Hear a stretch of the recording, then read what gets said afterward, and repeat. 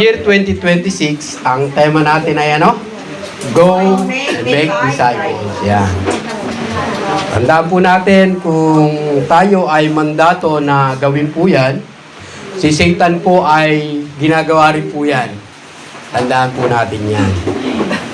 Kaya nga, kung babalikan po natin ang buhay ng tao, Genesis.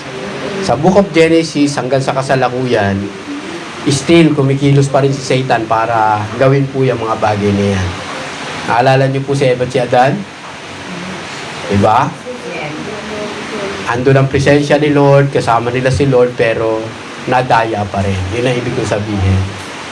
At generation by generation, gustong dayain ni Satan ang tao. Nakita niyo po ba? Kaya anong tanong ni Lord kay Adan? Kay Eva? Nasaan kayo? Bagamat alam ni Lord na nagtatago na sila, why? Sumuway sila, nagkasala. Nagkaroon sila ng anak. Sino ang anak ni Eva at ni Adan? Ayun, si Cain at si Abel. Ano nangyari kay Cain at kay Abel? Nagre-review lang po tayo. Ano tanong ni Lord kay Cain? Nasaan ang iyong kapatid? Di ba? Nasaan ang iyong kapatid? Baka tinatanong ka rin ni Lord ngayon, nasaan yung iyong bahala kayo? Kung asawa yan, Amen. kapatid, anak, magulang. Nakita niyo po ba? Amen. Kasi napakahalaga na makita natin si Lord. Kaya sabi ni Lord Jesus sa kanyang panalangin, Ama, mangyari ang kung papaano dyan sa langit, ay gayon din dito sa lupa. Ang tanong, ano ang meron sa langit? At ano ang meron dito sa mundong ito? Kaya makikita natin, napakahalaga po niyang tema po niya. Hindi aksidente, plano ng Diyos. Kaya, napakapalad ng mga taga-Sukol. Why? Year 2026, yung ating inaasam, pinapangarap, na papunta sa pagiging church, ang outreach, ay mangyayari po. Be ready ang mga cell leaders, June 12. May gagawing malaki sa inyong buhay, sa ating buhay, ang ating Panginoon. Kung cell leader ka, mag-excited ka. Yung excitement na ilagay sa puso mo ni Lord, yung araw na yon, kahit ano gagawin mo, itigil mo. Trabaho man yan, o kung ano mang bagay, kung cell leader ka, may papa-experience sa iyo ang Panginoon. Kasi year 2026, ano ang ating pinakahangad? Saan tayo obsessed? More experience to God. Every day dapat gano'n ang hinahangad natin. More and more experience kay Lord. Ikalawa, ano? More souls. Yan man lang, ma-memorize nyo this year. Malaking bagay na. More souls. Ano pangalawa? Pangatlo? More cell group. Di ba? Nalilimutan nyo. Kasi nandakawin ni Satan yun eh. Kasi yun ang gusto ni Lord. Ang pangapat, ang sumunod, more cell leaders. Mangyayari kaya yan? Malamang mangyayari yun. Kasi sabihin nyo po sa katabi nyo, kasi nandiyan ka. Yun po yun. Kaya makikita po natin sa buhay po natin ito ay napakabuti po ng ating Panginoon. Kaya nga kung may gusto po tayong marating sa buhay, ang promotion ay given sa JCLM Sokol Outreach. Why? Sa pagiging attendees, yun yung unang move mo. Kung umatin ka na, sabihin mo sa katabi mo, congrats. Na-attend ka na. Diba? Yan yung isang move na papunta ka na doon sa promotion mo. Sa spiritual promotion mo. Kaya ikalawa, ano susunod sa pagiging attendees? Pupunta ka na sa cell group. Iyon ang next movement mo. Iyon ang hahangarin mo. Na kung ikaw ay umatin na ng Sunday Cell Celebration, mula sa pagiging new friend, magiging cell member ka doon. Ano next move? Cell member. Ngayon, huwag kang titigil doon. Meron pang kasunod. Ano kasunod? Meron tayong training, schooling. Ito yung tinatawag na Happy hour. Sabihin mo, happy hour. Happy hour. Dapat pagka kayo nagte-train in schooling, masaya ka. Why? Kasi nakikita mo na yung sarili, tinetrain ka na ng ating Panginoon. Tinuturuan ka. And then, panghuli, sabi doon ay, ikaw ay magiging leader. Leader of leaders. Gusto niyo po ba nun? Sabihin niyo po sa katabi niyo, leader ka. Leader ka. Kaya sa araw pong ito, ang nais ng Diyos ay maging excited po tayo lagi at lagi tayo mag-apoy. Why? Napakahalaga po nito. Sa tahanan kasi ang mga anak naghahanap yan ng mabuting tatay, ng mabuting nanay. Tama po ba? Amen. Tas palakpakan nga po natin yung mga mabuting nanay at mabuting tatay.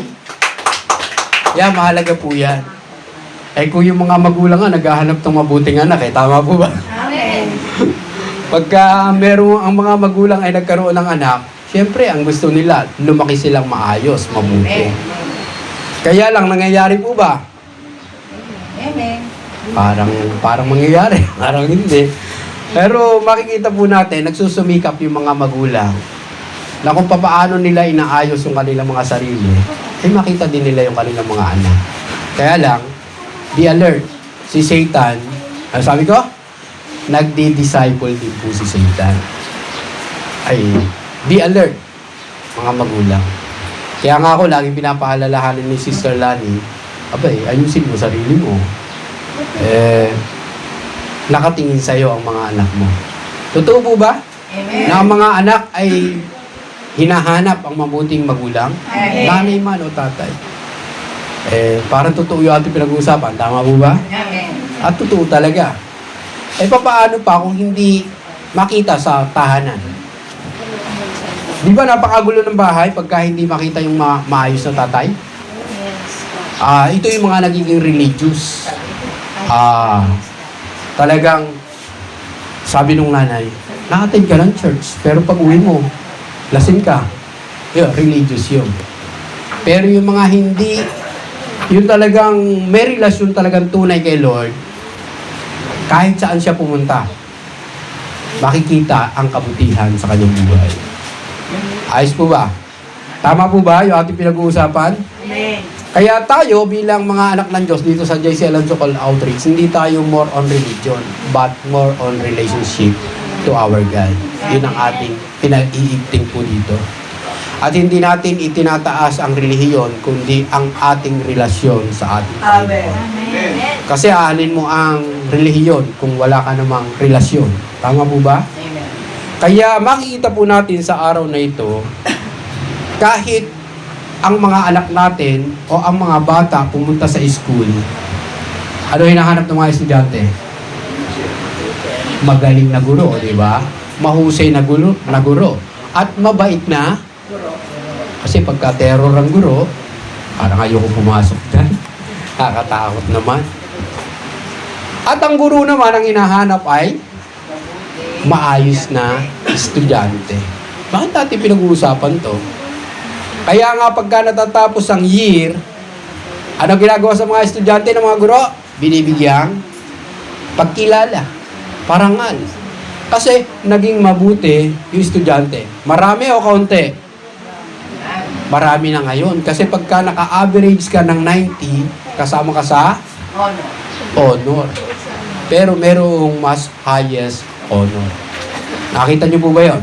Amen. Kaya, pagkatapos sa school, sabihin natin hanggang doctorate. Mula kindergarten, mag-elementary, mag-high school, junior and senior, magka-college, at magma-masteral, magdo-doctorate. Kasi lalabas po siya sa kanyang mundo. Saan pupunta? Sa trabaho. Sa negosyo. Kaya makikita natin, napakahalaga po nitong ating pinag-uusapan, ipiniprepare po tayo ng Panginoon. Sabihin niyo po, inihahanda ka ni Lord. Yan. Kasi kung ang empleyado ay naghahanap ng ano? Ng maayos, hindi lang trabaho ng maayos na boss, na amo, at yung mapapasukan niya ay talagang maayos. Tama. Kaya lang, kung mapuntahan niya, hindi. Ano mangyari? Nagiging miserable at hindi maayos ang buhay. Ang mga employer naman, ano hinahanap? Maayos na workers. Kaya nga, makikita po natin, napakahalaga po nito. Sa gobyerno nga, ang hinahanap dating presidente, ano? Magaling, mabuti, maayos. Kapag hindi, ano mangyayari sa Pilipinas? Sa bansa? Any nation. Di ba? Naghihirap, andun ang talagang hindi maayos na pamumuhay. Bakit natin pinag-aaralan to? Bakit itinuturo sa atin ng Panginoon? Kaya nga makikita po natin, napakahalaga niyang tema po na yan. Why? Kasi yung title na ibinigay po sa atin ng Panginoon, ano nga yung title? Prototype Discipleship. Pagka sinabing prototype discipleship, kailangan makita po yan. Saan? Kanino?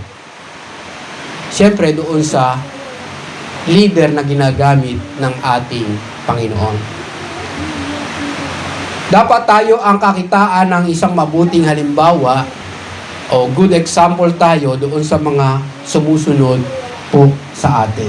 Sa ating i-mentor, sa ating tinuturuan, sa ating i-guide, at sa mga taong ipinagkatiwala at pinagkaloob po sa atin ng ating Panginoon.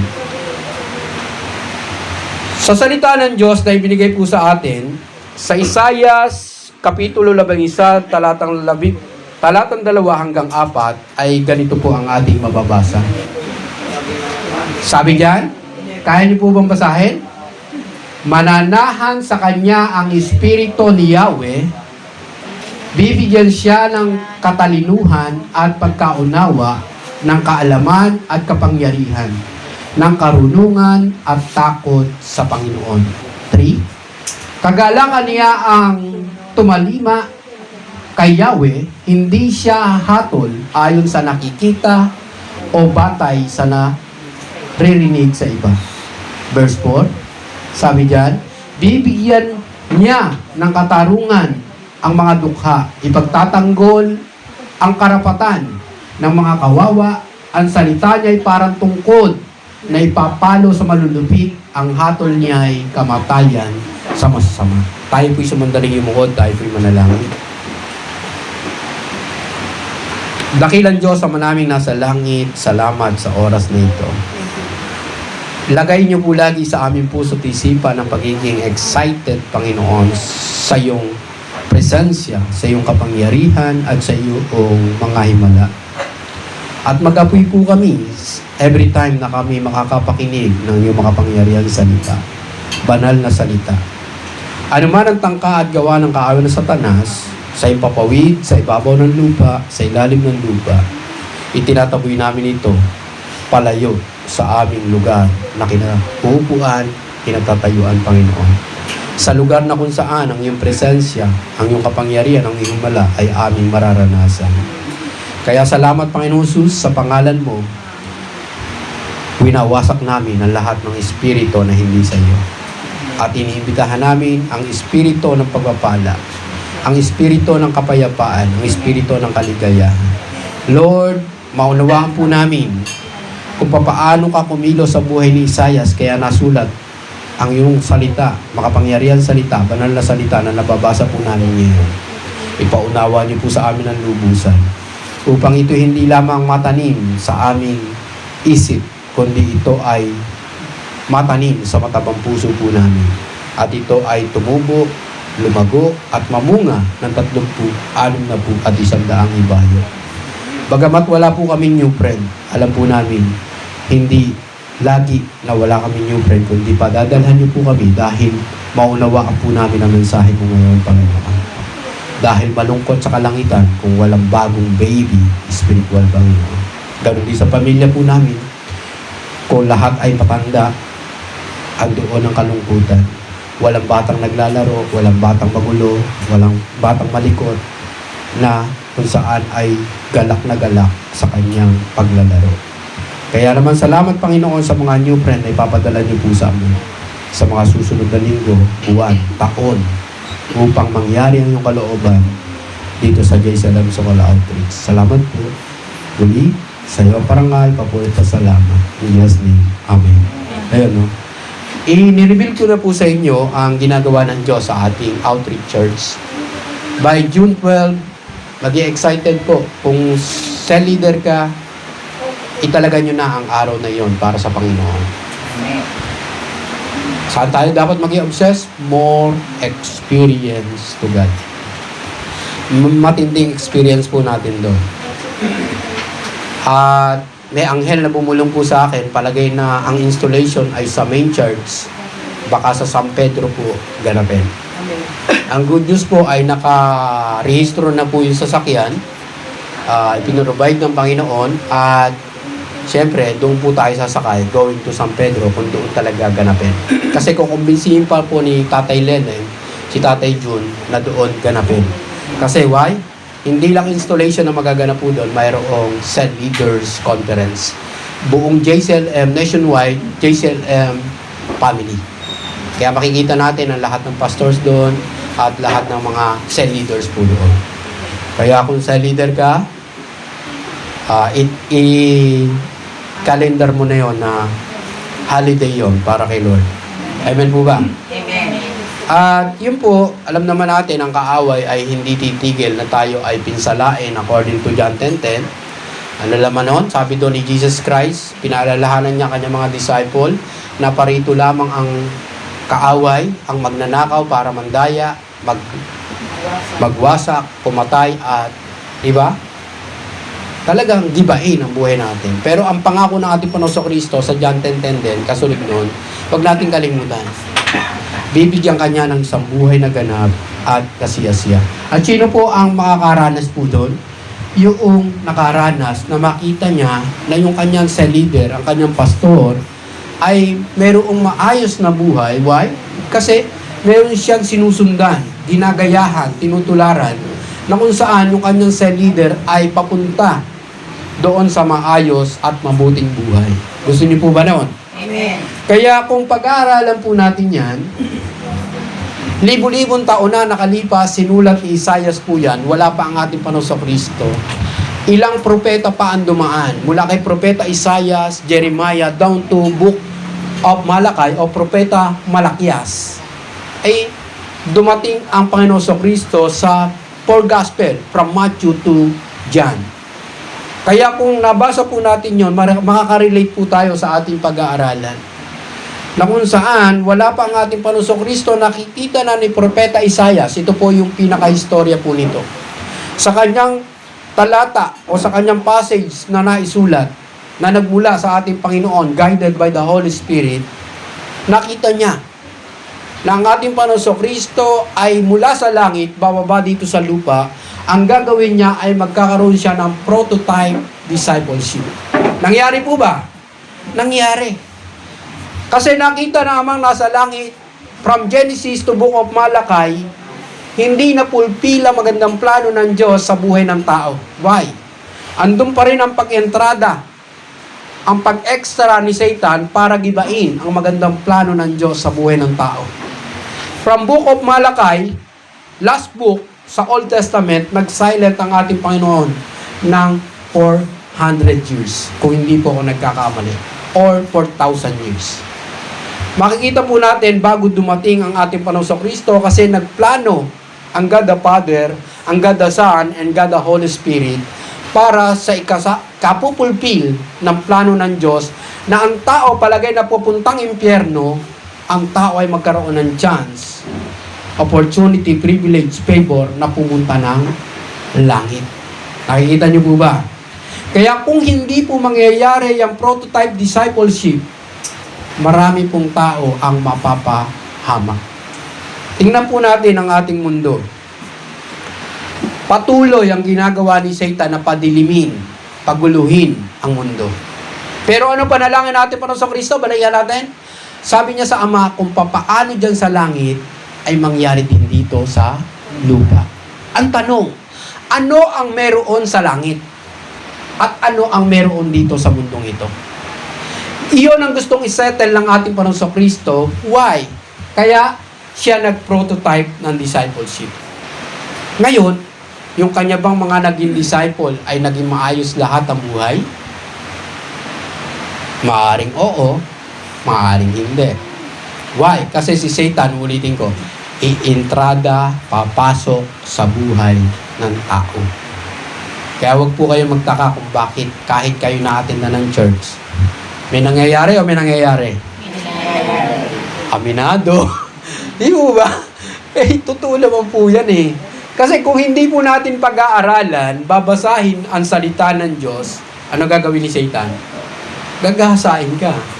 Pero sabihin mo, sige pa, nandito lang. Diba?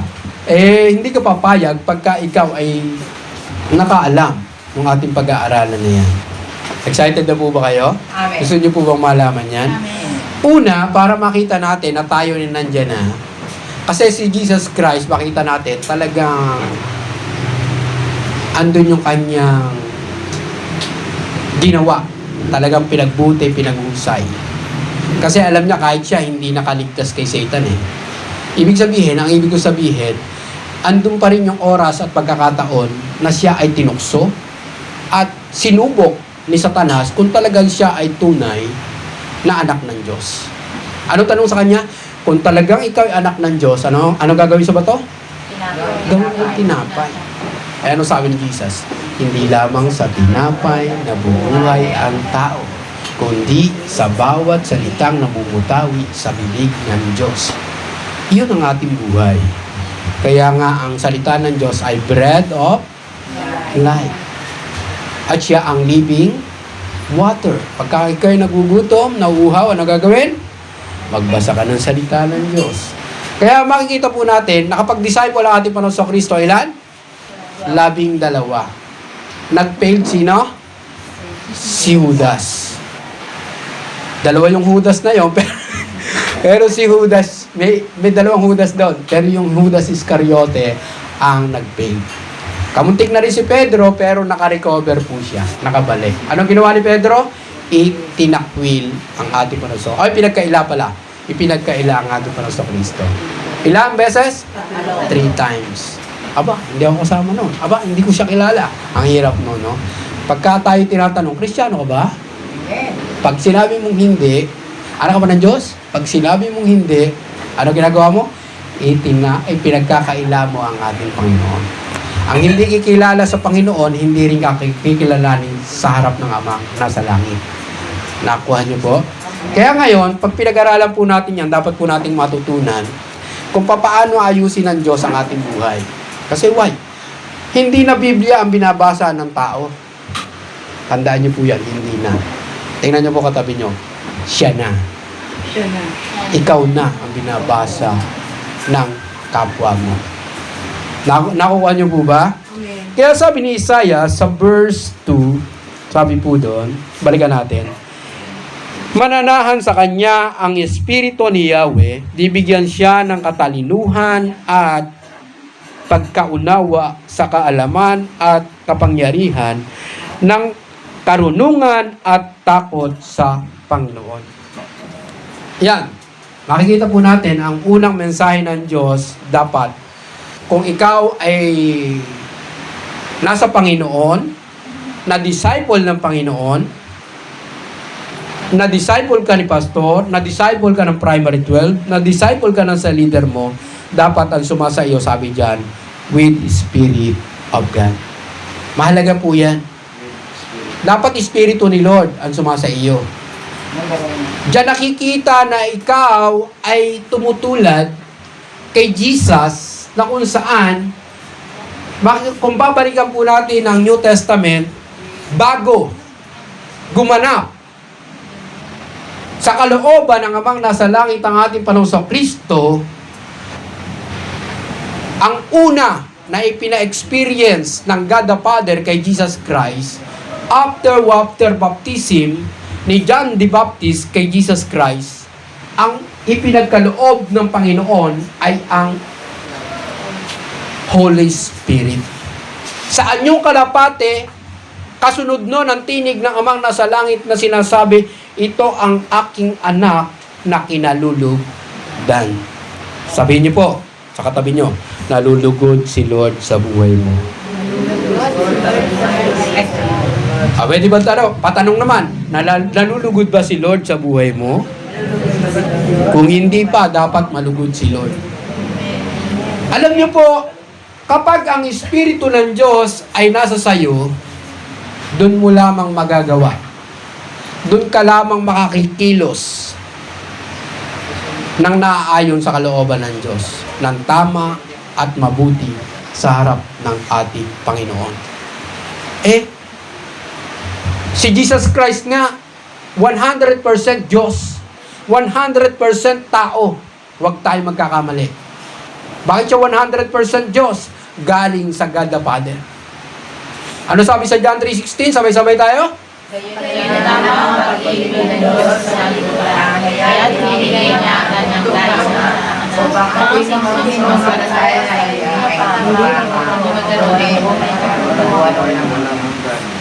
Maintindihan natin.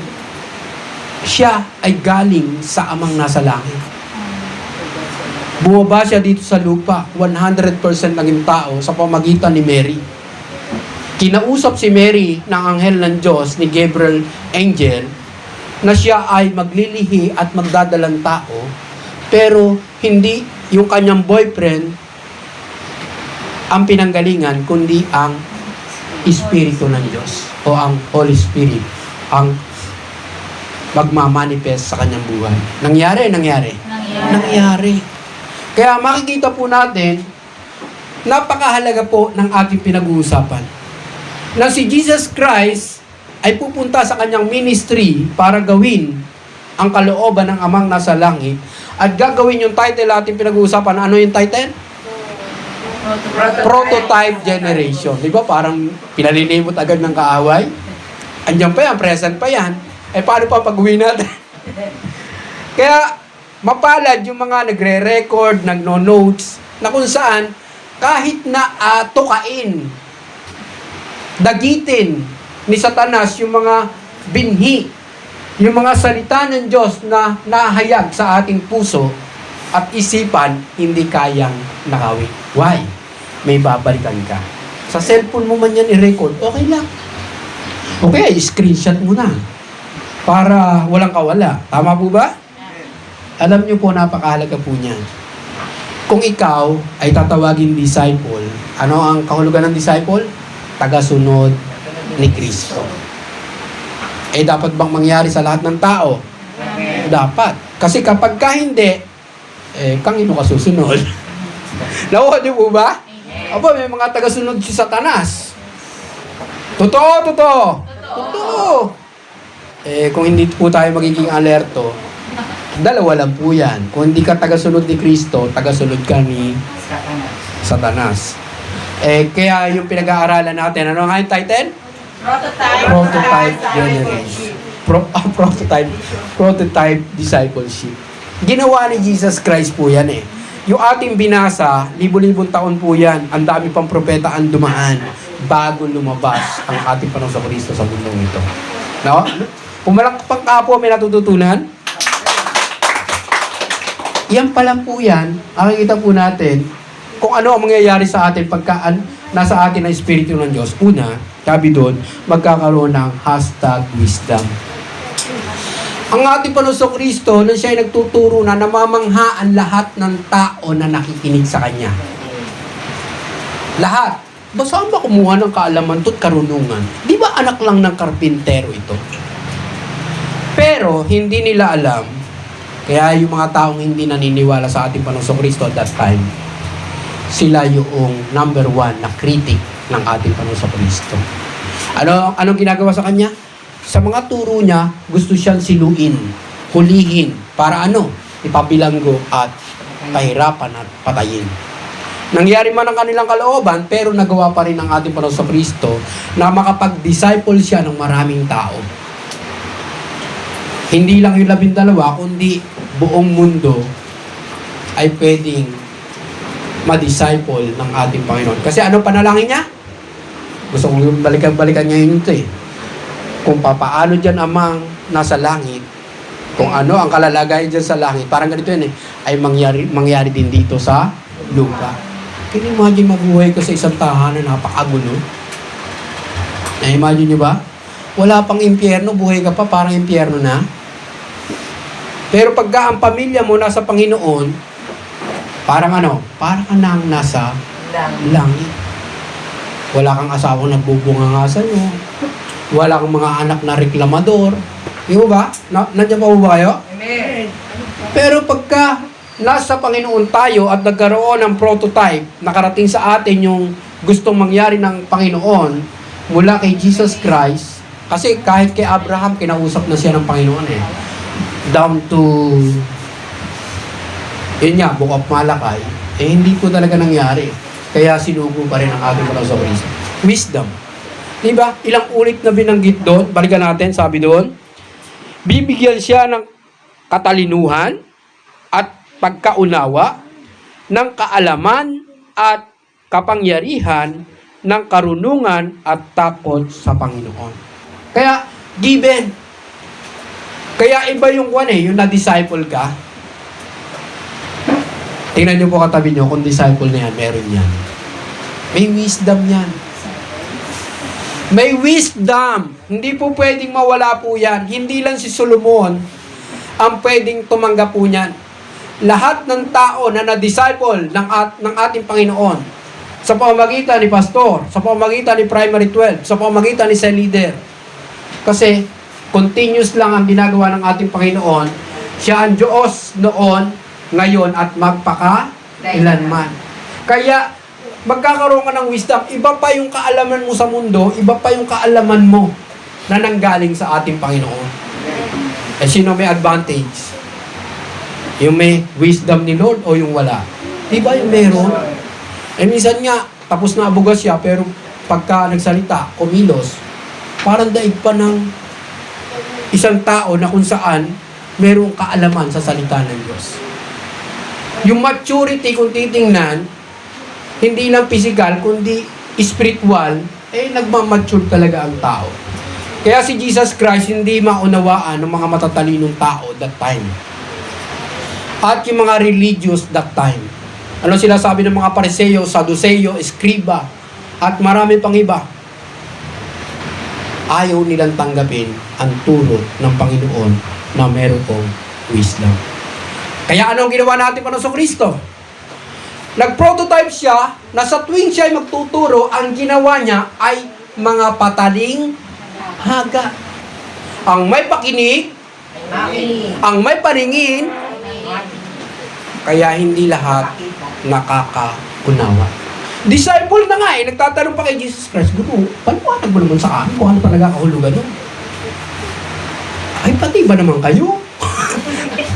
Hindi nakakaunawa. Parang kung manggigigil yung sa leader, hanggang kailan ako magtitiis sa'yo? Tutoy, nini. Kaya nung nagre-reklamo yung isang mama, Guru, ibinigay ko na po sa mga disciple niyo po yung kalalagayan ng aking anak, pero hindi nila mapaalis yung masamang espiritu. Ang sabi ni Jesus Christ sa kanyang mga disciple, hanggang kailan po kayo pagtitiisan? Hanggang kailan po kayo tuturuan? Hanggang kailan ako magpapakita sa inyo ng mga himalang bagay? Nandiyan pa po ba kayo? Pumalakpakan tulog. Pangalawa ay with #power. #power. Ayan po yan. Nakita na ni Propeta Isaias, wala pa man yung susuguin ng amang nasa langit, na i-prophesy niya na. Ito yung totoong propeta na kung saan wala pa na ipapahayag niya na. Sino audience that time? Yung mga Israel na pinili ng Diyos, ang bayang pinili ng Diyos. Pero ang Israel ay napakatigas ng ulo, napakatigas ng puso, at talagang hindi tablan. Baliwala ang sinasabi ni Propeta Isaias na darating ang Mesaya, ang tagapagligtas. Kaya makikita po natin, ang ating Panginoon Kristo ay pinakita, ay pinrototype, na hindi lang siya nagtuturo ng kanyang sarili, kundi ang itinuturo niya ay galing kanino? Galing sa Amang nasa langit. Na mayroong kaakibat na kapangyarihan na kapag nadinig ng tao, yung pilay ay nakakakita. Amen po ba? Di ba? Doon ka hinuhuli kung nakikinig tayo o hindi. Makikita natin yung pilay. Isang salita niya lang eh. Lumakad ka. Hindi na nagsasabi yung pinagsabihan, ilang taon na akong hindi nakalakad. Yung bulag, lakalakad. Di ba? Ganun katindi ang ating Panginoon sa Kristo. Mangyayari pa sa ating buhay. Kaya nga niya ipinrototype yan. Sabi ni Jesus Christ sa kanyang mga disciple, alam nyo mga disciple ko, mahihigitan nyo pa yung ginawa ko. Yan ang habili ng ating Panginoon sa Kristo. Ano sabi niya? Mahihigitan nyo pa yung ginawa ko. Nahigitan mo ba? Nahigitan. Kasi nang ang banal na Espiritu Santo ay bumaba sa mga disciples sa Acts chapter 1, I think, o chapter 2. Pag nabasa na po natin doon, hindi na saan yung kalapati, kundi saan yung dilang apoy. Ano nangyari? Tumapang sila na dating takot, duwag, at yung dating mahiyain, naging malakas ang loob, at yung dating walang alam, dumulong, nagkaroon ng wisdom, at nagkaroon ng kapangyarihan, naglakas loob silang ipahayag ang kabutihan ng Diyos sa iba't ibang wika, at ang mga nakakapakinig ay naunawaan, naiintindihan na ang kanila ipinahayag ay hindi sa kanilang sarili, kundi galing sa makapangyarihan Diyos. Ano nangyari? Madaanan lang ng kanilang anino, yung may karamdaman, gumagaling. At yung hiyagis yung panyo, yung madampian nun ay gumagaling. Ganun katindi ang nangyayari. Kaya nga minsan, ang tingin ng tao ngayon sa kanyang sarili, walang kwenta, walang silbi. Pero sabihin niyo po sa katabi niyo, mahalaga ka. Mahalaga ka. Kay Lord. Kasi hindi mo alam, baka ikaw ang gagamitin ng Panginoon. Kaya lang naman hindi mo maranasan yan. Una, ano ginagawa mo? Nineneglect mo ang pagbabasa ng salita niya. Pangalawa, sabi sa prayer gathering, nineneglect mo ang pananalangin. Pangatlo, nineneglect mo ang makipag-worship o makipag-relationship. Worship means relationship kay Lord. At nineneglect mo yung mga experience mo kay Lord. Tulad ng cell group, huwag babaliwalain yan. Tulad ng Sunday celebration, huwag babaliwalain yan. Tulad ng mentoring, prayer work, prayer gathering, lahat ng gathering ay sa ikauunlad at ikalalago po natin.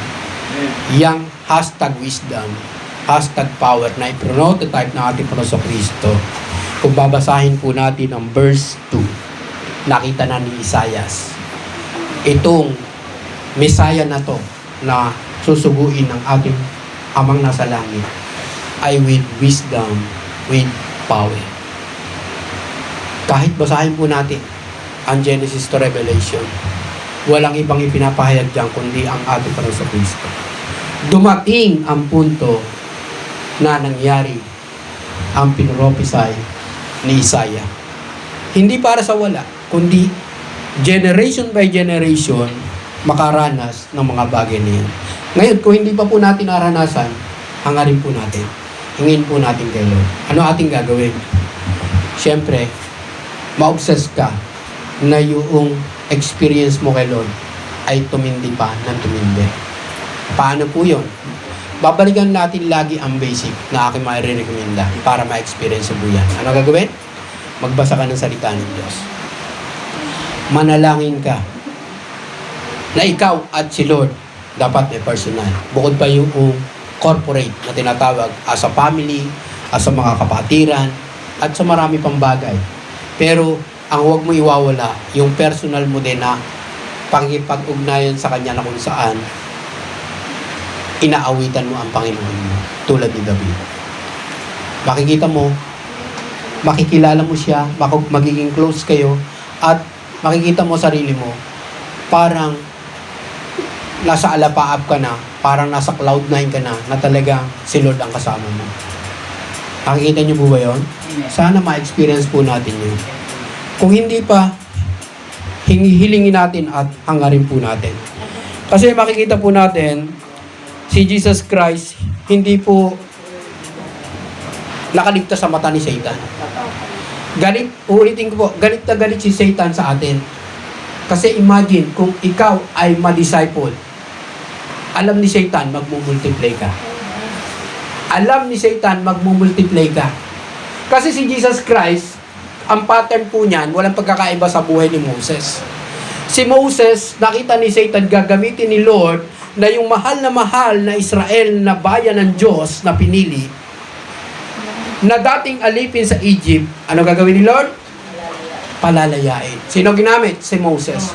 Pero si Moses ay pinagtangkaan ng buhay ni Satanas. Ano nangyari? Lahat ng kasabay niya ipinanganak, tsugi. Siya lang ang ipinreserve ng Panginoon. Why? Siya gagamitin eh. Nang panahon ng ating Panginoon Kristo, the same ang pangyayari. Si Herodes, tama ba si Herodes? Hindi si Judas. Si Herodes ay ganun din na yung pinagawa. Lahat ng kasabay ni Jesus Christ, tsugi. Pero si Jesus Christ, ipinreserve. Why? May malaking prototype na gagawin si Jesus Christ. Ano gagawin? Magdi-disciple ng 12. Nandiyan pa po ba kayo? Kaya makikita po natin, ipinakita ng ating Panginoon Kristo, bagamat siya Diyos, dapat niya lang gampanan po yan. Kasi ang alam niya, hindi mawawala sa puso't isip niya, ang sabi niya, hindi siya naparito para paglingkuran, kundi para paglingkod. Yun ang prototype niya. At sabi niya sa kanyang mga disciple, nung tinatanong siya kung siya'y kumain na, kasi ginawa pa rin ni Jesus Christ mag-win at mag-disciple.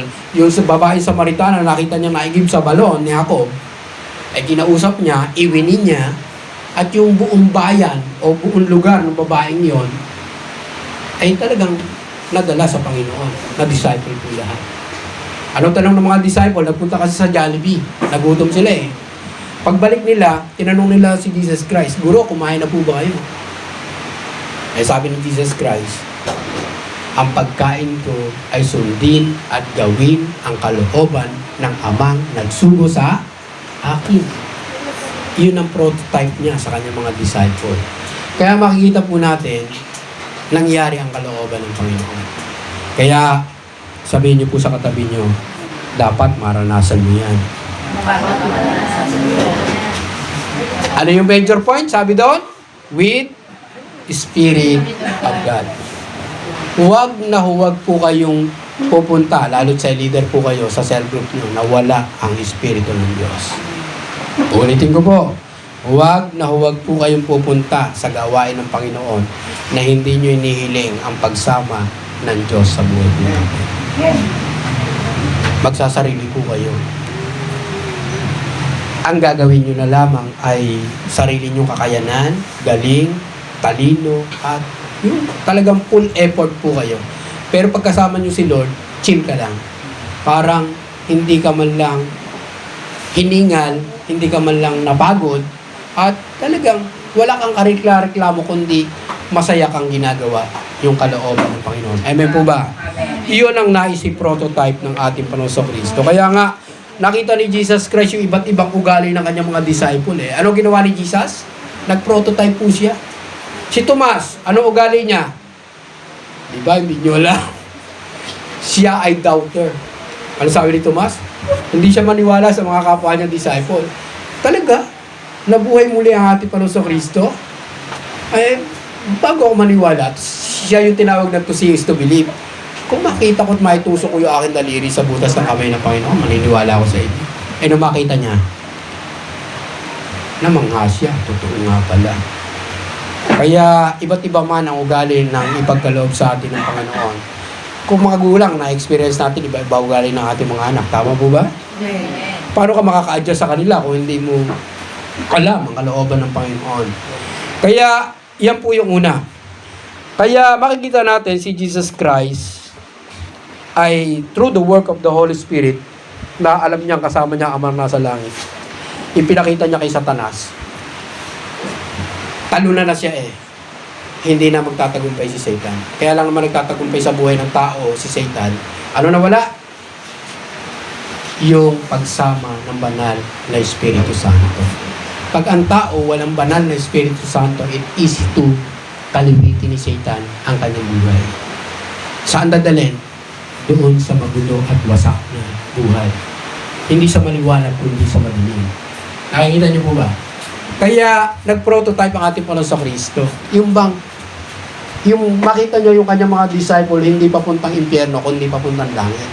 Hindi papuntang worse na buhay, kundi maayos na buhay. Nandiyan pa po ba kayo? Palakpakan po natin ang Diyos na buhay. Ikalawa, sabi dito sa verse 3, kagalakan niya ang tumalima kay Yahweh. Hindi siya hatol ayon sa nakikita o batay sa naririnig sa iba. Katindi ng ating Panginoon Kristo. Ikalawa na mensahe ng Diyos ay with submission to God. Hindi yung kanyang sarili lang. Alam niya kung sa kanyang sarili lang ang kanyang gagawin, ano mangyayari? Baka pumalpak siya. Baka hindi niya magawa yung nararapat na makita ng kanyang mga disciple na kung papaano siya humatol, kung papaano siya kumalinga, at kung papaano siya umaruga, at kung papaano niya ipapakita ang kabutihan ng Amang nasa langit na kahit hindi ka ibig-ibig ay iibigin ng Panginoon. Kaya kung maalala po natin ang kwento ni Maria Magdalena, na ang ating Panginoon Kristo ay sinusubok ng mga leaders ng kanyang kapanahunan that time. Ito ay mga Pariseo, Saduceo, Eskriba.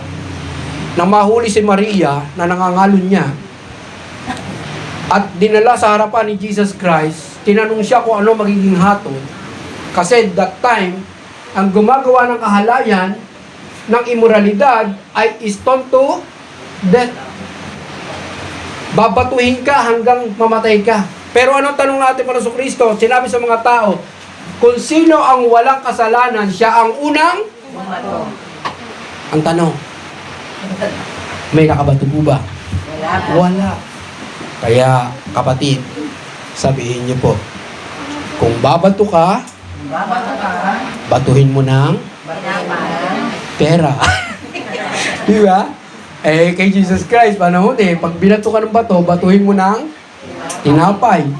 Pwede naman pera para mas jackpot siya. Kaya makikita natin, si Jesus Christ ay full of submission sa God the Father. Kung siya ay hahatol, baka magkamali doon sa kanyang paghatol. Pa namang ilagay sa harapan mo yung isang taong makasalanan. Ngayon, kung ikaw ay isang leader, isang pastor, isang leader, hindi mo alam ang gagawin mo. Katulad ng ating pinag-aralan, kaya si King Solomon, ang hiningi niya sa God the Father ay wisdom. Kasi ililid niya ang bansang Israel na napakalaki. Kung wala siyang wisdom, ano mangyayari? Mamumrog, lema siya. Yung dalawa na lang nanay na nag-aagawan sa isang anak, nagdadayaan sa anak. Yung patay na anak, ipinalit sa buhay. At yung buhay ay kinuha, ipinalit sa patay. Mag-aaway talaga. Di ba? Parang kapirasong lupa lamang, nagpapatayan na. Kung walang wisdom yung leader, sige, bahala kayo magkagatan dyan. Pare-paras naman tayo mawawala dito. Mauubos tayo rito. Kung may leader na talagang may wisdom at nagsasubmit kay Lord, tama ang kanyang magiging desisyon, ang kanyang magiging hatol, ang kanyang magiging advice, yung kanyang guidance, yung kanyang sasabihin ay hindi malalayo sa kalooban ng Diyos, sa salita ng Panginoon, at sa pangako ng Diyos. Andiyan pa po ba kayo? Kaya nga, pagka nangyari po yan, sabi po doon, #standard my quality. Ganyan katindi. Si Jesus Christ, ang ipin-prototype niya sa kanyang mga disciple ay talagang may standard, may quality. Walang maibubutas. Walang entry point si Satan para mabalik yung kanyang mga sasabihing desisyon at gagawin sa buhay. Kung si Jesus Christ, kanyang sarili lang ang dala-dala doon sa harapan ng mga kritiko niya, sablay. Di ba tayo sumasablay? Kasi nga nagsasarili tayo. Pero kung tayo ay laging kasama natin ng Panginoon with Word of God niya, with Holy Spirit niya, makikita natin, nagsasubmit tayo kay Lord, nakikita natin yung ating sarili, surrender, nakataas ang ating kamay, Lord, hindi ko kayang gawin to. Nababanggit ba natin kay Lord? Ako, Lord, kung ako lang, hindi ko kayang palaguin ang sukol. Ikaw ang sumama sa akin. Tutulungan mo ako, Panginoon. Ngayon, kung hindi, pag tinitingnan ko mga kapatid ko ito, iba-iba ang kaisipan nito. Iba-iba ang galing nito. Kung ikaw, Lord, hindi makakapengol itong mga to sa akin. Kasi ikaw ang kikilos. Diba? Ganun ang panahon ni Moses. Walang magawa yung pero kundi sumunod na sila ay hindi palayain. Palayain talaga. Tama yung palayain. O paalisin dun sa Egypt. Kasi, why? Yung pinakita ng Diyos, ayaw mo sundin ang lingkod ko, sige, ito gagawin mo sa inyo. Ilan salot? O, diba? 7 daw. Ilan talaga? 10. Diba? Bago pa. Nagkandamate pa sila. Bago. Kaya yan, makikita natin, nakita ni Isaiah na ang Messiah ay magpo-prototype na laging nakatingin sa God the Father. Hindi lang sa kanyang sarili, kundi sa God the Father na kung saan iyon ang kanyang sinusunod. Doon siya nakasubmit. Kaya nga ang tao, pagka may submission sa kanyang leader, ano mangyayari? Nagiging standard and quality ang kanyang buhay. Amen. Hindi ka talo, hindi ka lugi. Sabihin niyo po sa katabi niyo, hindi ka talo, hindi ka lugi. Minsan kasi parang sasabihin mo, parang ako na lang lagi. Parang ako na naman naka-assign. Assign ako nung nakaraan linggo, ba't ako na naman? Sabihin niyo, mapalad ka. Diba? Pag nagreklamo ka, ayaw mo, sabi ni Satan, sige, magreklamo ka ba? Sabi naman ni Lord, anak, favor mo yan. Promotion mo yan. Di ba? Pero pagka yung, sabi nga doon, mapagkatiwalaan ka sa maliit, mapagkakatiwalaan ka sa malaki.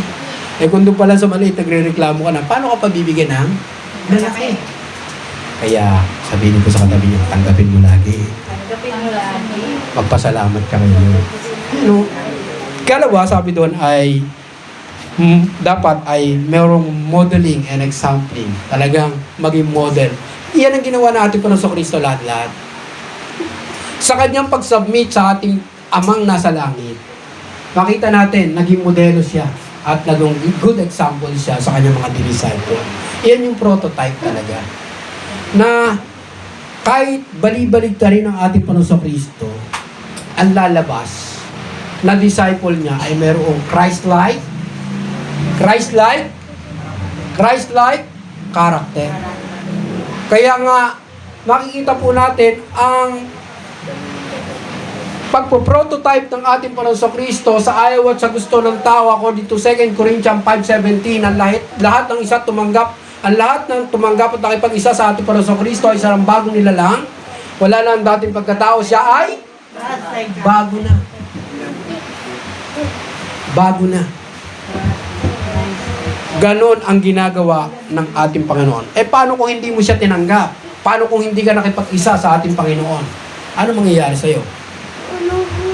Yung kabila ang tinanggap mo, doon ka nakipagkaisa. Kung hindi mo magiging kahawig ang ating Panginoong Kristo, sino magiging kahawig mo?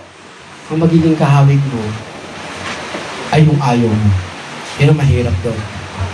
Kaya nga, sa kasabihan ng tao, sabihin mo kung sino kasama mo at sasabihin ko kung sino ka. Tama? Yun po ang totoo. Kaya nga sabi sa kasabihan, the same feather flocks, kaya nga tayo narito kasi nga kamukha tayo ni Kristo kaya tayo nagkakasama-sama dito. Tama po ba? Palakpakan po natin ang Diyos sa buhay. Yan po ang ating experience sa ating Panginoon. Bagamat napakapalad ni Maria Magdalena na ang naging hatol sa kanya ay walang bumato. Kaya wala nang babato sa'yo. May bumabato po ba? Ngayon, kung may bumabato pa po sa inyo, tanungin niyo po inyong sarili, Lord, ano pa ang dapat kong baguhin sa buhay ko? Hindi sa buhay ng kapwa mo, kundi sa buhay ko. Ulitin ko po, hindi sa buhay ng kapwa mo, kundi sa buhay ko.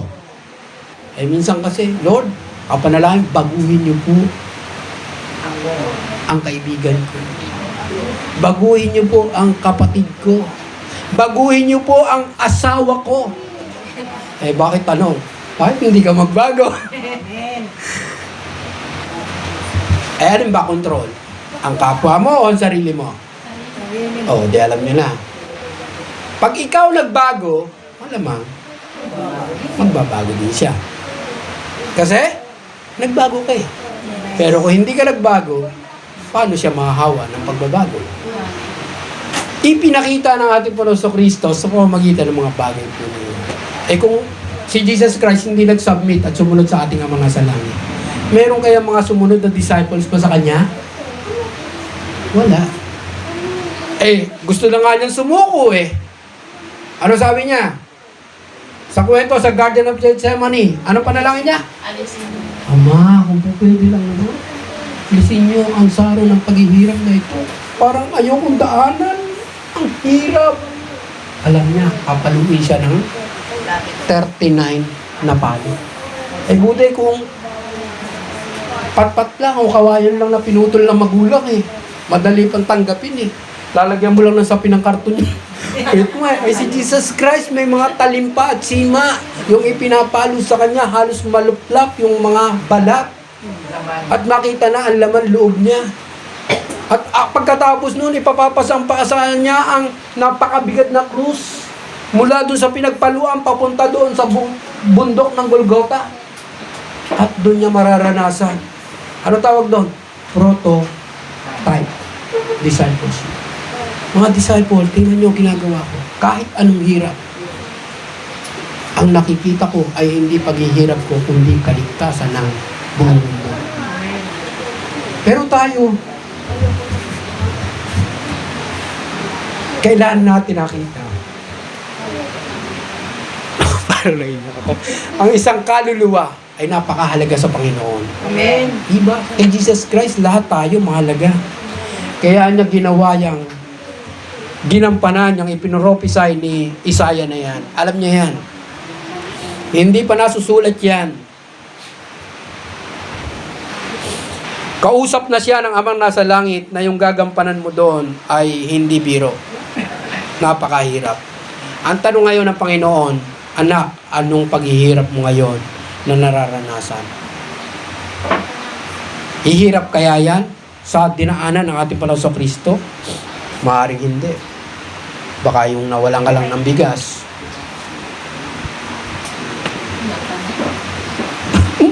Uyak na ako. Napapaiyak ako ha. Tinatouch ako ni Lord. Yun po yun. Kasi makatotohanan po yung binigay na topic ng Panginoon. Hindi po biro. Mahirap yung ginampanan niya. Yun tayo nga pagka yung tinawag na anak ng Diyos, para ka nang dumadaan sa alambre, tumutulay ka na eh. Di ba may mga taong nakatingin at parang ang si Sakeo na bakit nagpunta ang Panginoong Hesus doon? Eh, ang taong yun ay makasalanan. Di ba? Ano si Sakeo? Tax collector, mandaraya, magnanakaw, parang yung mga nakaupo ngayon. Doon sa kanila upuan. Di po ba? Pero lahat sa Panginoon ay merong pag-asa. Anuman ang ating nakaraan sa buhay, tandaan po natin, lahat yun, nilimutin ng ating Amang nasa langit sa pamamagitan ng ating Panginoong Kristo na nagmodelo at nagbigay ng magandang halimbawa na ang kaya siya naparito sa mundo ay hindi para sa matuwid, kundi para sa makasalanan. Hindi para sa walang sakit, kundi doon sa may mga karamdaman. Ganun nag-prototype ang ating Panginoong Jesucristo. Kaya nga minsan tinitingnan natin ang ating mga sarili, hindi naman ako mayaman. Damo nga, magalak ka. Pero, pagka nasa iyo si Jesus Christ, daig mo pa ang mayaman. Amen. Maniwala kayo? Totoo po yan. Merong mayaman. Pakiramdam nila, empty pa rin sila. Kulang pa rin sila. Sino ang wala sa puso nila? Si Jesus. Pero yung disciple na nakaranas ng prototype, na nakita niya, yun pala, kaya pala ginawa ni Jesus yun. Yung pala ang gusto niya sa buhay ko. Napakayaman mo, kapatid. Kaya nga, makikita po natin ang ginawa natin para sa Kristo, hindi nawala ng kabuluhan, kundi nagkaroon ng malaking kabuluhan at kapakinabangan para sa ating mga buhay. Kaya nga kung sinasabi mong, hindi, ayoko maging disciple, ayoko maging sa leader, nagkakamali kayo ng desisyon at panunaw sa buhay. Why? Kaya nga, ibinibigay ang temang yan ngayong year 2026. Lahat ng papasok sa outreachers na to, ang kalalabasan mo talaga, disciple. Balikan po natin. From attendees, magiging cell member ka. Mula sa pagiging cell member, ang next move mo, dadaan ka ng training and schooling. Ito yung happy hour mo. At, ang dulo, ikaw ay madi-disciple at ikaw naman ang gagamitin para mag-disciple. Ngayon, kung sa'yo, patitigilin mo, nakatingin sa'yo si Jesus Christ. Baka sarili to. Walang pakialam to. Ako nagsakripisyo para sa kanya. Tapos, sinarili na lang. Nakita niyo po ba? Mahirap po yun. Kaya nga, kung papaano ginagawa ni Jesus Christ yung prototype, ayaw niyang may mapa, hamak. Yun lang po yun. Wala nang iba. Nothing more, nothing less. Kaya niya ginawa yan. Ayaw niyang may mapa, hamak. Ano gusto ng Ama nasa langit? Lahat ay mga ligtas. Ayaw na ayaw niyang may mapa, hamak. Ngayon, kung ikaw ligtas na, ayan tanong, buong pamilya mo ba ligtas na? Iyan ang malaking assignment po kay Lord. Kaya nga, pangatlo, sabi po doon, na ipinrototype ng ating Panginoon Kristo ay sa verse 4, bibigyan niya ng katarungan ng mga dukha, ipagtatanggol ang mga dukha, ipagtatanggol ang karapatan ng mga kawawa, ang salita niya ay parang tungkod na ipapalo sa malulupit, ang hatol niya ay kamatayan sa masasama. Hashtag, ang ating mensahe dyan, with righteousness. Pagka sinabing with righteousness, iyan ang authority ng ating Panginoon. Ngayon, tayo ay disciple lang ng Panginoon. Pag wala po yan, nawawala ang authority na ibinigay sa iyo ng Panginoon. Diba? Totoo po ba? Pagka wala ang katuwiran, kabanalan sa buhay ng tao, nawawala ang authority. Ikaw tatay ka, hindi ka maayos doon sa anak mo, mawawala ang authority mo pag wala ang righteousness sa harap ng mga anak. Para silang mga tengang lipya. Ang ibig sabihin niya, para silang mga batinga. Narinig, pero lalabas sa kabila. Why? Nawala ang respeto, nawala ang submission, nawala lahat. Ikaw ay nagiging baliwala. At nagiging invisible ka sa kanila. Dadaan ka, pero para kang wala. Nangyari o nangyayari? Nangyayari. Kasi nga, napakahalaga po niyang itinuturo ng ating Panginoon Kristo na kung saan siya ay lumakad sa mundong ito na mayroong katuwiran na alam niya ang kalooban ng Amang nasa langit, dapat ipakita mo sa mundong ito na kung sila man ay hindi tapat, dapat ikaw ay tapat. Kaya nung sinisingil na sila sa tax nila ni Pedro, mamingwit ka muna doon. Hindi prototype mo doon. Mamimingwit lang. May makukuha ng pambayad sa tax nilang dalawa. At nung tinatanong siya, kailangan bang bigay ng tax kay mga ba yung tao binanggit doon? Kaya anong ginawa niya? Sige, bigyan mo ako ng coins. Ang sabi niya, ibigay mo ang para sa Diyos at ibigay mo ang para kay gano'n. Parang gano'n.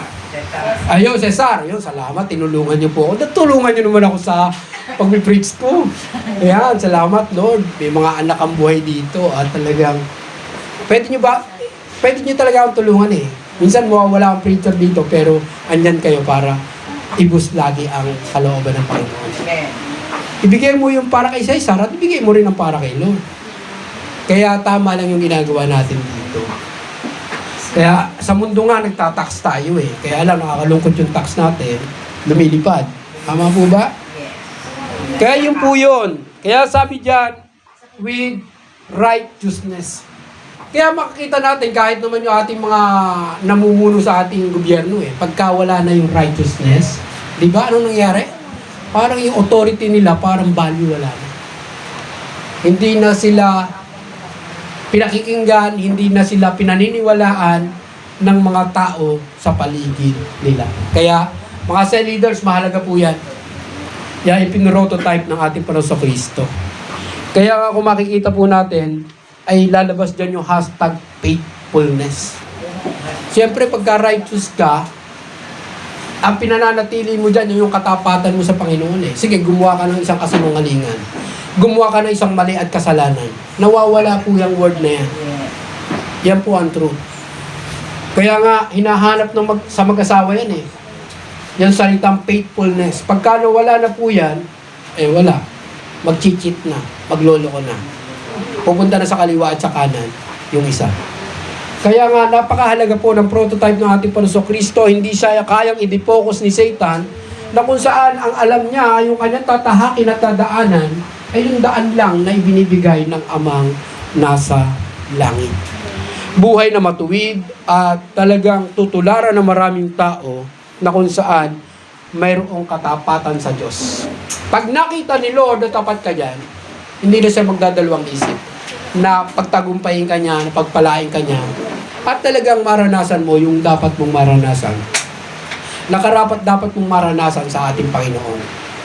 Nakita po ni Propeta Isaias po yan, na kung saan itong Messiah na ito ay ipapakita ang katuwiran, ang kabanalan ng pamumuhay sa mundong ito. Liko na ang lahat, makasalanan na ang lahat, pero siya, ipapakita pa niya rin, katulad ni Noah. Siya na lamang. Siya na lamang ang natagpo ang matuwid ng kanyang kapalahunan. Tulad ni Job, ipinagmamalaki ng Panginoon si Job kay Satan. Nakita mo ba ang lingkod ko si Job? Siya ay matuwid, tapat, at talagang walang bahid luwis. Pero sabi ni Satan, kaya lang man, ganyan siya sa'yo.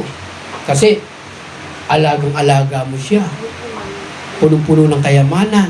May mga anak at asawa na talagang, di ba? Lahat nasa kanya. Subukan nga natin tanggalin yung kanyang boyfriend. Subukan nga natin tanggalin yung kanyang asawa.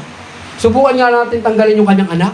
Subukan nga natin tanggalin yung nangyayari po ba? Masakit. Pero may itinuturo ang Diyos. Ulitin ko, masakit, pero may itinuturo ang Diyos. Pumalakpak po ang nadadagdagan at nabibigyan. Yan ang prototype ng ating Panginoon Kristo. Ikalawa, sabi doon ay yung tinatawag na holiness. Yan talaga.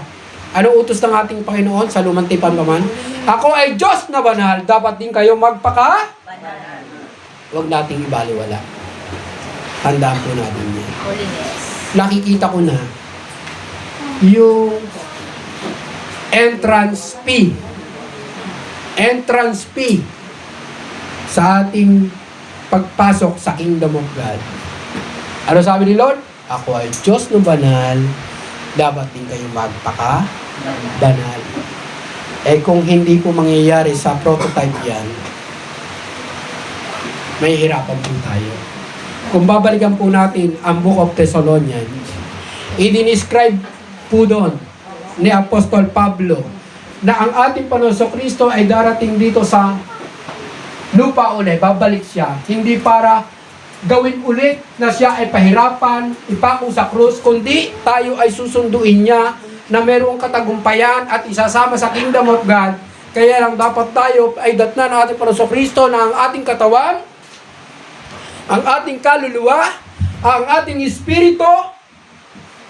Kompleto ba magalaw? Tanungin nyo nga po katabi nyo, kompleto ka ba? May body ka ba? May soul ka ba? May espiritu ka ba? Baka wala to. Nako, delikado. Ay dapat doon, sabi doon, matagpo ang kanyang nasa maayos na kalalagayan. Katawan, kaluluwa, at espiritu. Gusto niyo po bang balikan natin itong note na to? Ang body ay worldly conscious. Buti, repress sila. Ang kaalaman niya, kamalayan niya ay patungkol sa mundo. Eh, libang na libang yung katawan mo sa mundo, nalimutan mo ay may spiritual ka, ano mangyari? Dumating si Jesus Christ that time. Yari ka. Kulang ka. Ano pagkatao mo? Body. Ano pala ba? Soul. Ano ibig sabihin ng soul? Self-conscious. Ang kaalaman niya, kamalayan niya ay patungkol sa kanyang sarili.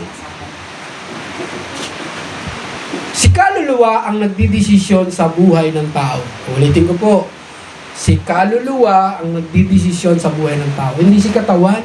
Kaya kung linggo, nagpunta ang katawan mo sa swimming pool, sino nagdesisyon? Ang kaluluwa mo. Kaya ang kaluluwa mo ang mananagot sa harap ng Diyos. Ang isip mo, ang damdamin mo, na kahit tumanda na ang katawan mo, si isip at damdamin mo ay bata pa rin. Kaya sabi ng tao, nung matatanda, kalabaw lang ang Tumatanda. kasi yung isip at damdamin mo, the same pa rin nang ikaw ay magkaisip. Nakikita niyo po ba? Okay. Ang makakalimutin, hindi nagbabasa ng Bible.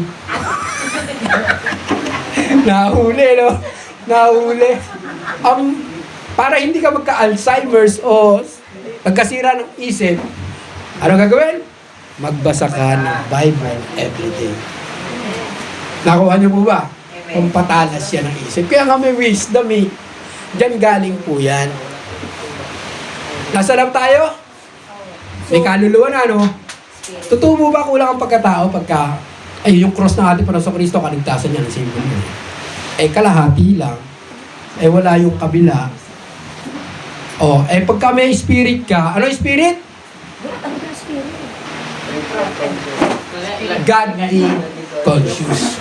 Nagkakaroon ng kalaman, kamalayan ang buhay ng tao pagka nabuhay na ipanganak. According to John chapter 3 verse 1 to 8, unless the man be born again, he cannot see the kingdom of God. Okay lang ba humaba ako? Yes! Baka nag-enjoy naman kayo. At tinutulungan nyo naman ako.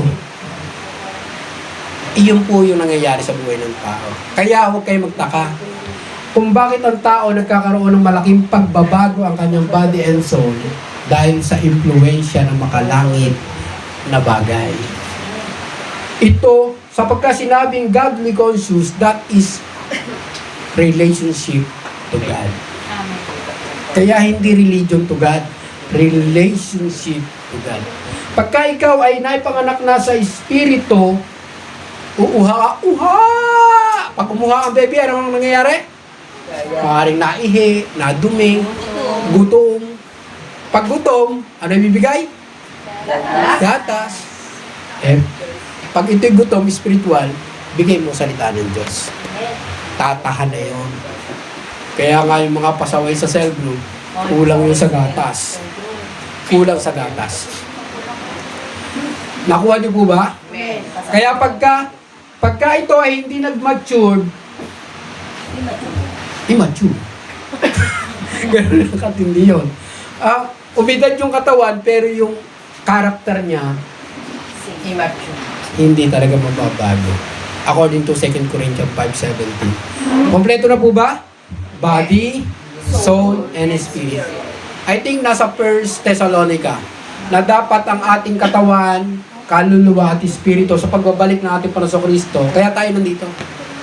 This is our preparation sa pagbabalik ng ating Panginoon Kristo.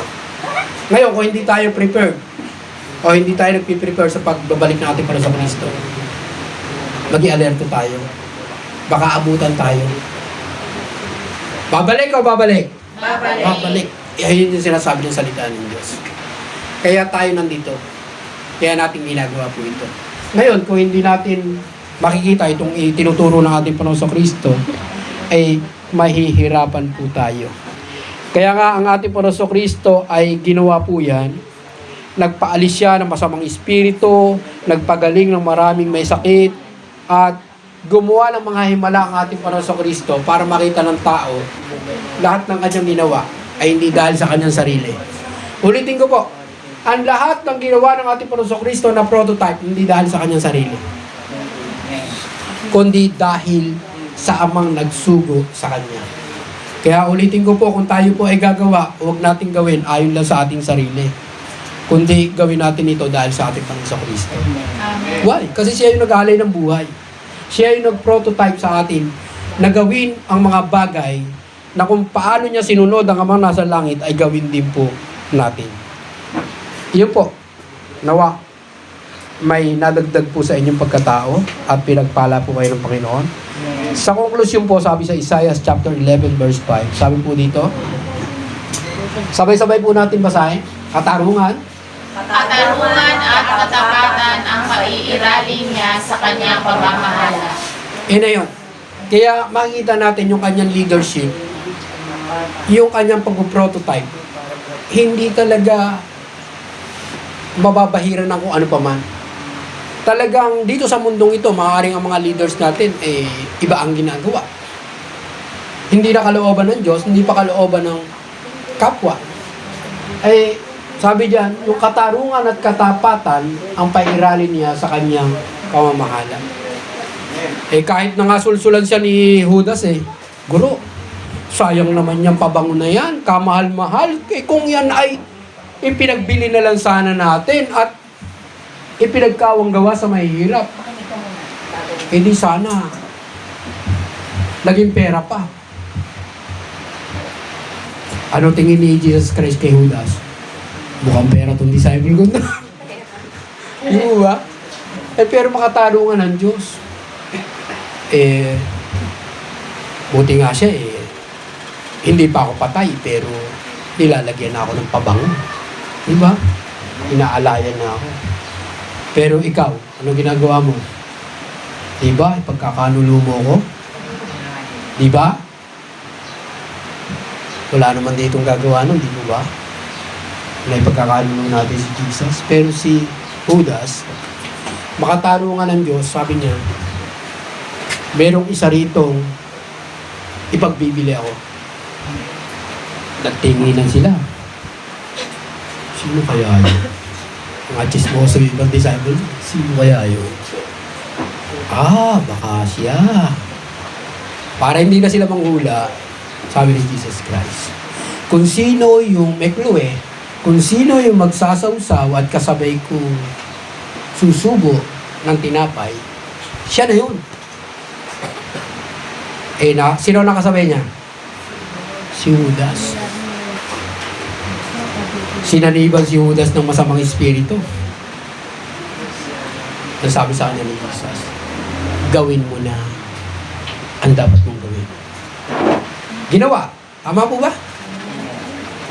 Kung si Jesus Christ ay hindi makatarungan, baka sabihin kay Judas, halika nga dito at bangagin kita ng bangagin dito. Pero matuto ka. Hindi naman po gano'n. Hindi mo makatarungan siya. Sige, gawin mo na. Total, gagawin mo naman talaga yun.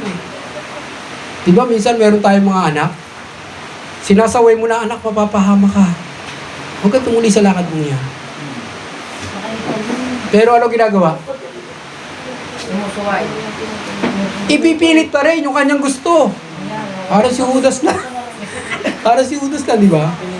Kung si Pedro, sabihin ng ating Panginoon Kristo, alam mo ba, Pedro? Payakap-yakap ka pa sa akin. Tapos, sabihin mo pa sa akin, hindi mo ako iiwan.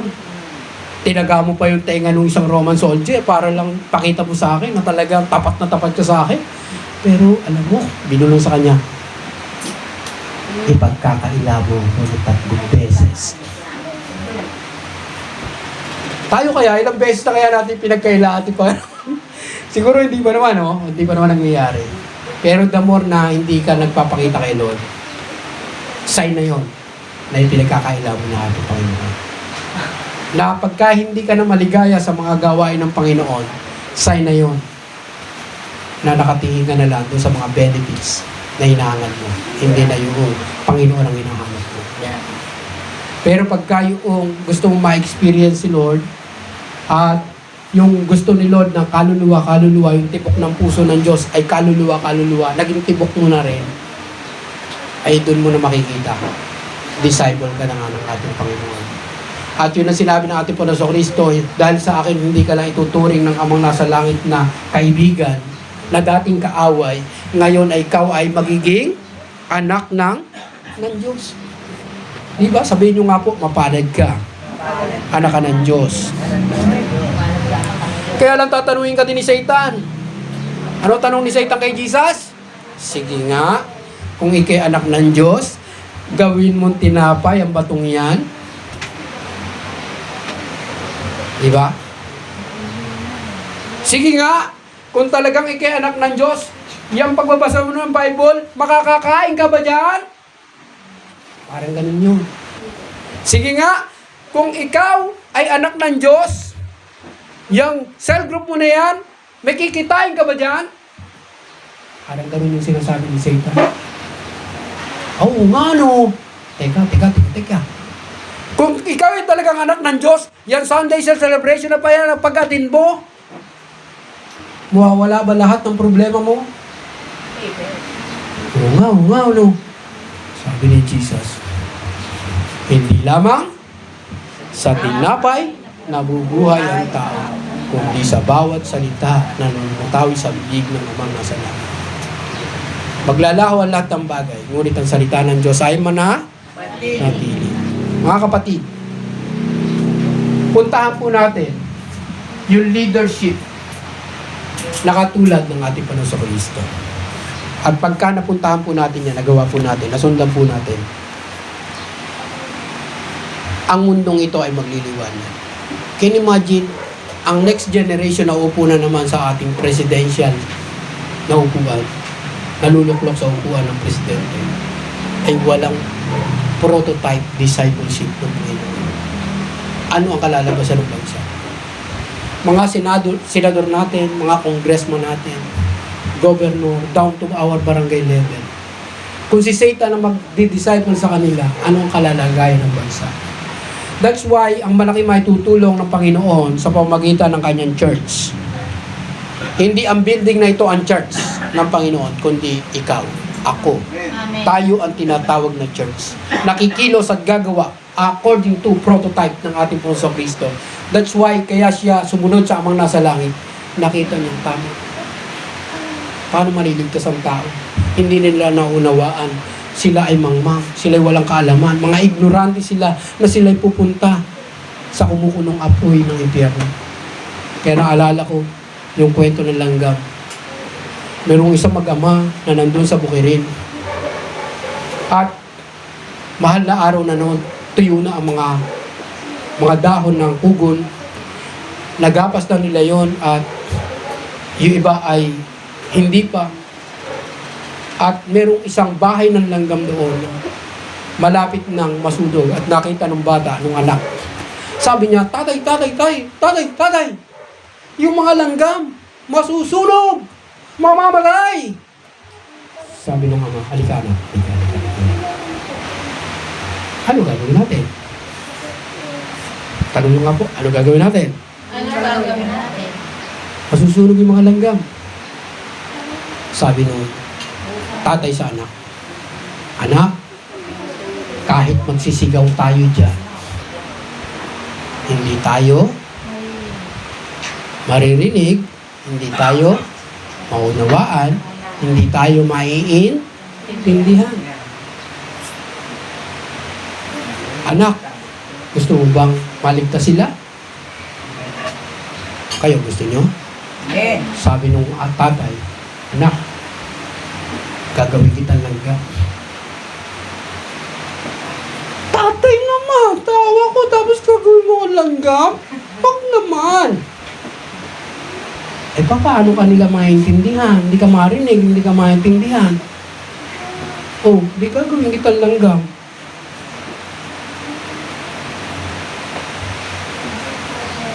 Paano? Sige tatay, payag na ako. Gawin mo akong langgam para ma-save sila. Alam niyo ba yung kwento na yon? Iyon ang ginawa ng Amang nasa langit. Si Jesus Christ ay Diyos.